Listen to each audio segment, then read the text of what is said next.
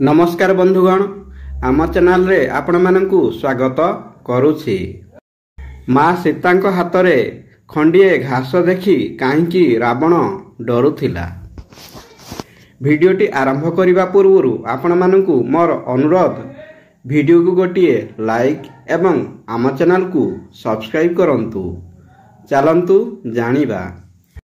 रामायणर कथा अनुसार प्रभु रामचंद्र माँ सीता एवं भ्राता लक्ष्मण सहित वनवास थिबा समय रावण द्वारा माँ सीता हरण होइथिले एवं रावण तांकु लंका नहीं जाइथिला।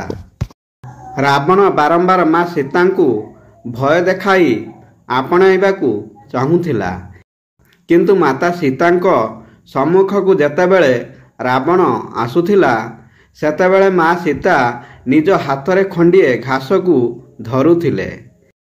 यहाकू देखि रावण डरी तांकठारु दूरेई जाउथिला। विशेष भावे यह पछर कारण रावण को मिलिथिबा अभिशाप थिला। एकदा रावण गोटे सुंदर तपस्विनी सहित दुराचार करिबाकू चेष्टा करिथिला।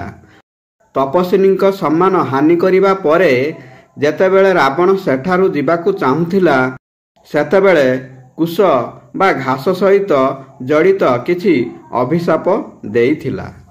तपस्विनी जनक अभिशाप रे कहिथिले जे, हे दुष्ट पापिष्ट, जेतेबेले तू जदि कोनोसी नारी को तार बिना अनुमति रे स्पर्श करिबू तेबे खंडे घास ही तार रक्षा करिबो एवं सेई घास ही तोर विनाशर कारण हेबो।